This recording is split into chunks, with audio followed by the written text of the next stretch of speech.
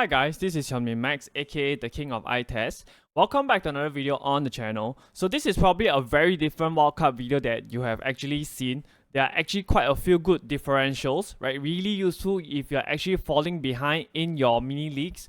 Right, this wildcard actually also takes into account the fixture swings in game week 9, whereby the likes of Liverpool, West Ham, Newcastle are actually gonna all have good fixtures. So this wildcard is good to carry you all the way, that I say, until about game week 15 or 16.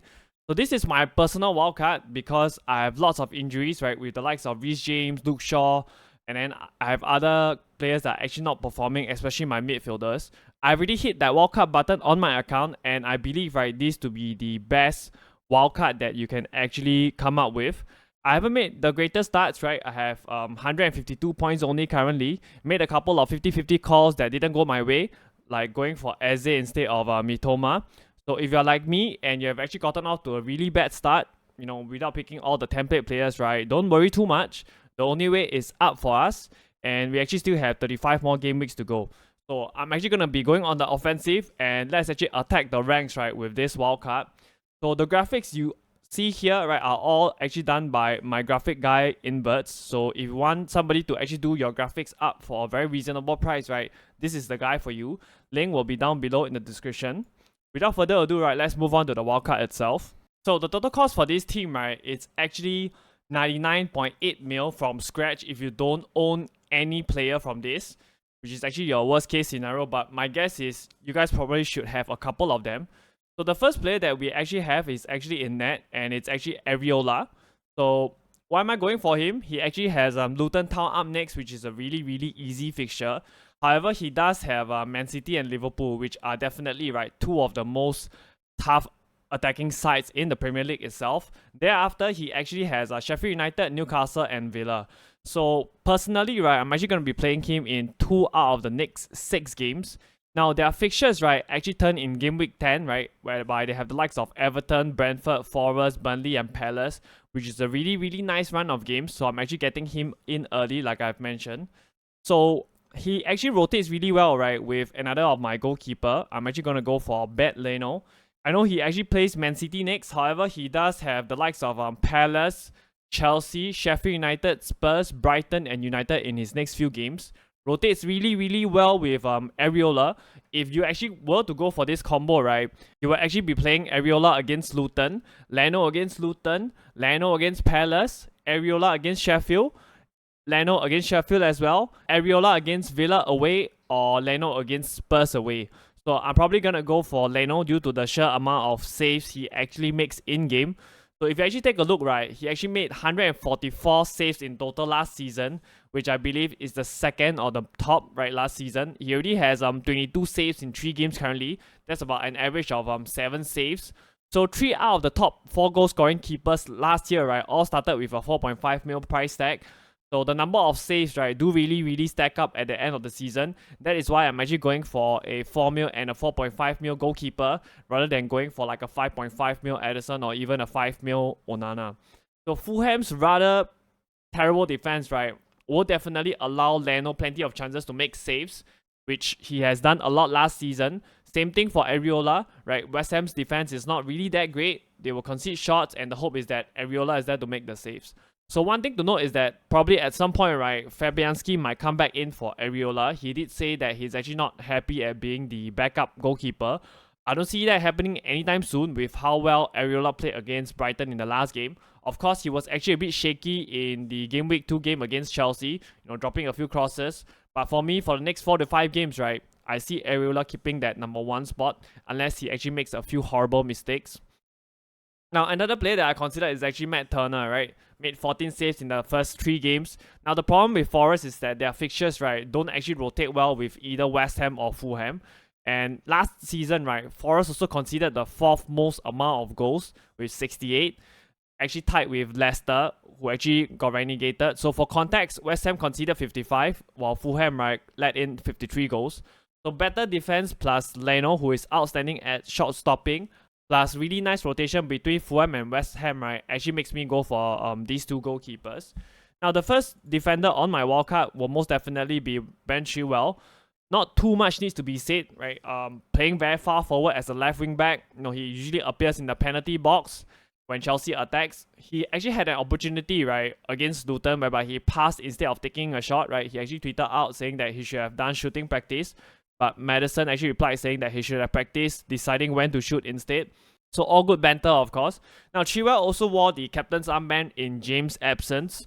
So for me, he's actually a must-have with Chelsea's very, very kind run of games upcoming.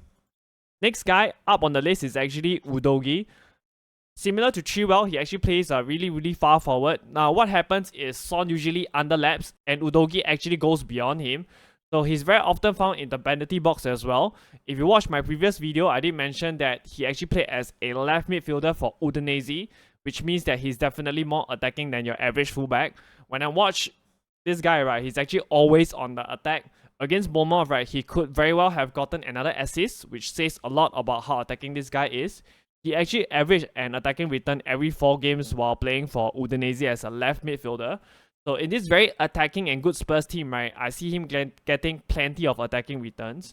However, he does have Arsenal away in game week 6, right, which I'll probably bench.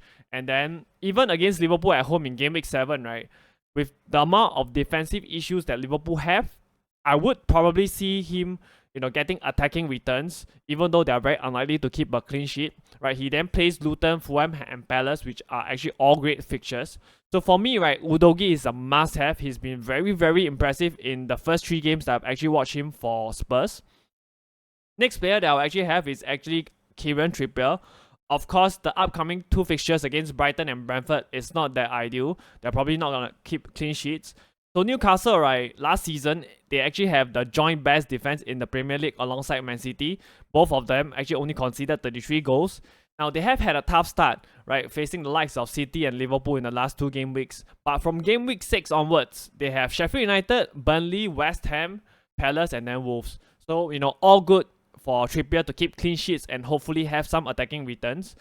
He's still, of course, on free kick and corner duties, which, always helps. Now, against Brighton, right, he's probably going to be sitting on my bench because I don't think Newcastle will keep a clean sheet there.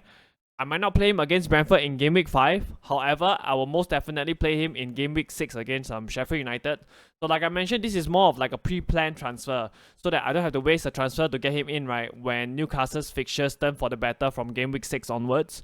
Now, Newcastle have also bought in Livramento, which I expect will come on for Trippier when the Champions League game starts, right? He's probably going to get like 60 minutes and then Livramento is actually going to sub him. However, I would still say that Trippier is going to be the main starting right back. So the first midfielder on the list that we have is actually Bukayo Saka. Nice to see him getting back on penalties again, right? He was actually passed the ball by Odegaard during the penalty. And I also heard on another FPL podcast that it will very much depend on who is feeling better on the day. And it seems that Odegaard is the person, right, who's actually going to decide who takes the penalties, right, given that he's actually the captain. Now, with or without penalties for me, right, Saka is nailed for minutes. 100% their talisman, unlike Martinelli, right, who's actually struggling without Gabriel Jesus in the team. Now, Champions League, right, is actually also starting on the 19th of September. That is actually before game week 6. So, I actually don't want to be worried about my players' minutes, right, especially when I'm actually playing the wildcard so early. So, Saka is a lock-in from me. So, I'm probably the first few content creators, right, to go on and on about how good Sterling is. I'm probably one of the few to start the hype train, while everyone is actually talking and raving about Jackson. Now, Sterling actually said in the media that he wanted to become Chelsea's top goal scorer. He does also had a chat with Pochettino, right, to talk about the exact role that he's actually playing in Chelsea's team, right? He said that he wanted to play in a more wider role compared to a more central striking role. So he is also now one of the few senior players at Chelsea who have a relatively young side, with the likes of Jackson, right, Enzo, Salcedo. So I would say that Sterling is the talisman for Chelsea. No direct competition for him. Gonna get 90 minutes most games. He might even get, penalties off Enzo Fernandez, even though he himself, to be honest, is not that great at penalties. If you remember, when he was actually at City, right, he actually missed quite a number. Whatever it is, Sterling is a top Premier League player. He's actually scored at least 10 goals, right, in 5 consecutive seasons. 18, 17, 20, 10, and 13 for the past 5 seasons, right? Not to mention the amount of assists he has actually gotten. So that is actually until last season, whereby he struggled really badly with injuries, and of course Chelsea as a whole struggled. Even then, he did get 6 goals and 4 assists in 23 starts. So if you're actually on a wild card, I would most definitely go for Sterling, right, instead of Jackson. For me, Jackson still looks very, very raw, and he actually needs time to adjust to the Premier League. Chelsea is also looking to sign a striker after letting Lukaku join Roma on loan. So Jackson minutes will be under threat. We don't have that problem with Sterling, right? Even though we do now know that Chelsea is actually also interested in Emil Smith-Rowe, who of course also plays on the wing like Raheem Sterling, or can play as a number 10 as well. So I still think Sterling will be the main man, so no worries of Smith-Rowe replacing him or actually taking minutes off him. Bryan Mbeumo, right, is the next guy on my list. Now, I've actually had my hesitation when I was actually choosing him. It actually seems like Brentford, right, only plays with a back 5, right, against bigger teams. Right, in Gameweek 1 against Spurs, they played with a back 5. Against Fulham and Palace, they played with a back 4.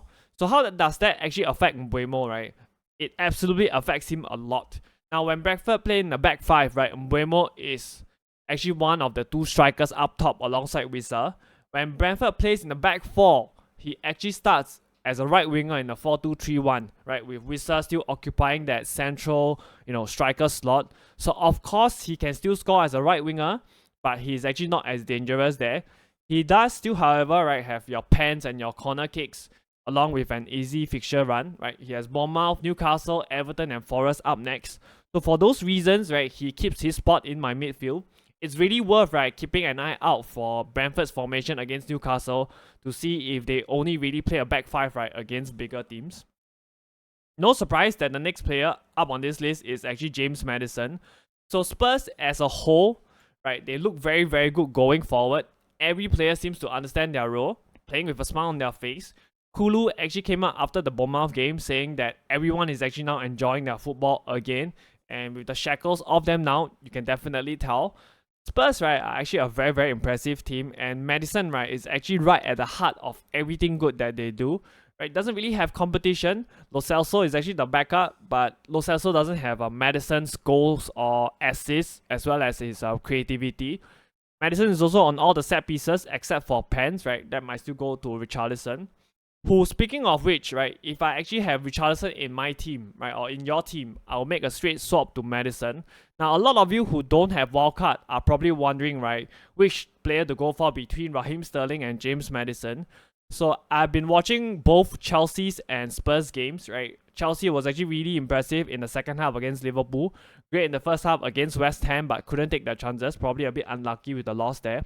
And of course, right, they were magnificent against Luton. However, right, Spurs were great in across all their 3 games. So for me, Spurs are actually a way more coherent team compared to Chelsea at the moment.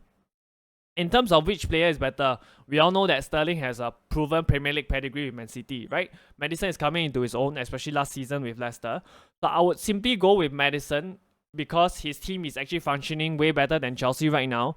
And if you actually watch the games, right, the way Spurs press is actually very, very impressive. So I feel like Chelsea still has some way to go before Poch can actually get them playing in his way. For me, right, Maddison is the one to go for if you can only pick one out of the 2. Now, the next player on this list, right, will actually surprise you guys a lot. Like I mentioned, I'm going for some differential. Now, Jota didn't start in the previous game against Newcastle, and Klopp started with Salah and Diaz on the wings with Gakpo through the middle. I mentioned before that Klopp loves Gakpo, and he usually plays through the middle with Salah on the right. So it comes down to whether Luis Diaz or Jota, right, will start as a left winger. Now, Diaz, right, he has been absolutely electric in the first 3 games for Liverpool. Ran a lot of the right backs ragged. Right? It's worth noting that Diaz was actually the first player to get subbed when Van Dijk got signed off in the previous game. Jota came on in the second half along with Nunes to completely change the game. He was actually pressing the Newcastle players non-stop, and this actually caused them to lose the ball for a couple of times. I would say that Jota was actually the key player, right, that made Liverpool turn that game around to win that game. Very, very impressive for me. Will he start against Villa? Not really sure, but it's worth keeping a lookout for transfer news because if Salah does indeed move to the Saudi League, it means that Jota will very likely start as part of a front 3 with Gakpo and Diaz. So currently it's Al Ittihad. They have made an £129 million offer, which is huge, right? Given that Salah is already 31 years old, that's actually pretty good money for Liverpool. They're also looking at making Salah the highest paid player in the world, even more than Cristiano Ronaldo's, right? 1.3 million pounds a week pay. So Klopp doesn't want the player to leave because it's impossible to replace him, right, with the transfer window closing in 2 days. But if Salah wants to force the move, right, I don't think Klopp can do much. So if Salah goes, Jota is a very, very good option. I'm still deciding between Jota and Mitoma because definitely Mitoma is much less of a minutes risk. But Mitoma's fixtures are harder with Newcastle and United next. So this will probably go down to the deadline. It's also worth noting that Brighton has already signed Ansu Fati on loan from Barcelona. So Mitoma's minutes might be at risk there. So next player that I'm going to talk about is actually Erling Haaland, right? Not much needs to be said other than you need to have him, right? What I have to say about Erling Haaland is he's probably not going to be a perma captain as we all think, right? Especially actually in Gameweek 8 when they play Arsenal away. So you might have to look elsewhere like Madison against Luton away or Sterling against Burnley away. For me, right, this season, I think that there's actually a chance to deviate away from Haaland as the perma captain as they are better players. Next guy is actually Ollie Watkins, right? I love Ollie Watkins. 90 minutes, man. Of course, it's a bit tougher to choose between him and Diaby, right? I think Diaby is actually a very, very good player. He got subbed off in the 63-minute mark in Game Week 2 and then 72 minutes in the previous game against Burnley. Villa also just signed Zaniolo, who can play on the wings as well as at number 10. So he was the player that got subbed on for Diaby against Burnley last week. So expect him, right, to take minutes off Diaby, although I would say Diaby will probably start most games. Watkins, right, even though he's not on penalties, right, I still really, really like him. He has actually gotten an assist, right, in each of the 3 game weeks so far. I would actually much rather he scored, but, you know, he can actually count himself pretty unlucky. He could have actually gotten a goal against Burnley. Now, Villa looks really, really good under Emre, and I definitely want a piece of that Aston Villa attack. So for me, Watkins is the best shout. So the next defender we have on the bench is actually Gusto. What I really like about Chelsea, right, is that they actually play with a back 5 to protect Thiago Silva. So when Chilwell attacks, it means that Gusto also attacks, right? He doesn't have to stay back like in the back 4. Both can go forward and Salcedo will actually cover for them. Now for 4.1 mil, right, you can't really ask for more. And also Chelsea have a really, really easy run of games right now. If nothing, right, Gusto would just be very good bench fodder for me. If he does get assists, all the while better. Now it's rumored that Reece James, right, could potentially make his return against Bournemouth. For me, right, Reece James is always an injury waiting to happen, right? He can't really string like 4 to 5 games consecutively, right, without getting injured. So I feel like, you know, it's only a matter of time with Reece James before he gets injured. So why not get Gusto in? The next player is actually Semenyo. For me, he's actually the best 4.5 mil striker. Watch him against Liverpool in Game Week 2 where he got the goal. Very, very impressive. Bournemouth is also a very, very attacking side, right? No matter who the opposition is. They attack Liverpool in Game Week 2, right? Attack Spurs in Game Week 3. Semenyo's main position, right, is as a number 10. So, you know, when Bournemouth lights up in a 4-4-1-1 formation with him as a number 10, he actually does really well there. Drops into midfield when Bournemouth don't have the ball. His dribbling and strengths, right, are actually the main attributes that really stand out for me. He can also play on the wings, which is a huge bonus for the manager. He's, of course, right, not guaranteed starts because Solanke is the number 1 striker there. And Billing sometimes, right, is actually played in the number 10 role. But with the way that Semenyo is performing right now, and given that he'll be on my bench for most of the time, right, I think he's a way better option than Osula and Cameron Archer, who are both 4.5 mil strikers at Sheffield United. I've watched Sheffield United. Their attack is not as impressive as Bournemouth, and they're also not as attacking. So Archer might be a better player than Semenyo, right, in terms of goal scoring, but I would say he might struggle to score given, you know, nobody is actually supplying Archer. The last player on this list, right, is actually Estupinian. I did contemplate taking him out. Now, Brighton have Newcastle and Man United next, which I don't think he's going to keep a clean sheet. They then have Liverpool and Man City, right, in Game Week 8 and 9. Again, no clean sheet, but maybe attacking returns against Liverpool. So in the next 6 game weeks, right, I might only play him 3 times, right, against Bournemouth, Villa, and Liverpool, and bench him for the other 3 tougher games. Now, on the other hand, his price has already risen to 5.3 mil. Not that we are strapped for cash, given, you know, the only real premium we have right now, right, is actually Haaland. But the thing is, I know that once Brighton's fixtures, right, turn in Game Week 10 against Fulham, right, I will 100%, right, want him back in my team. So I think this year more than ever, right, it's actually really important, right, to ensure that you have your funds, right, spread out quite evenly across your team. So even if, let's say, I don't play Estupinian, right, I could very well put in a very good sub like Trippier or Udogi, who is just as good as Estupinian. You shouldn't feel like the quality of your team is dropping, right, when you actually play another player instead of your so-called first 11 players. There is also actually, right, a temptation for me, right, to go for Perisic instead. Listed as a defender, but he has been coming on for Richarlison and Son, playing on the left wing. Now, Richarlison is clearly struggling for confidence, even though he did score in the League Cup against Fulham. Now, it's also worth noting that Spurs is actively, right, looking for a winger. They're actually going after Brennan Johnson right now, after Fati actually signed for Brighton. So, all in all, right, for my team right now, right, I actually have 0.9 mil in the bank because I bought some of these players really, really early. So this gives me the flexibility, right, moving forward, right, to move Diego Jota, right, to somebody like a Bruno or Rashford if I need be. Now, it's also worth noting that the transfer window, right, actually shuts a few hours after the FPL deadline on Friday. So based on the transfer news, right, I might still make 1 to 2 changes, but most of the team is set. So if, for example, like I mentioned, Salah moves to the Saudi League, I will most definitely be picking Jota unless Liverpool bring in a high-profile replacement, because I think that Liverpool, right, is still one of the top 3 attacks in the Premier League itself. I will also be live, right, 1 hour before the deadline on Friday to monitor early team news, leaks, and transfers. So do join me there. In fact, I'll actually also be live later on at 7 PM UK time to answer all your questions if you need help with your teams, your transfers, and all that. Do pop by on my YouTube or Twitch, right? Links are all down below. 2 back-to-back streams to actually help you guys out. Now, I will actually also put out at least, right, 2 videos every week because I already settled most of the graphics part. So do look forward to that. The graphics that you're seeing here is actually all done by Inverts. Right, do drop him a follow on Twitter and do drop him a DM if you need him for your graphics. If you guys enjoyed the video, do hit that like button. If you guys want to see more FPL content, do hit that sub button. And I'm out. Alright, take care guys.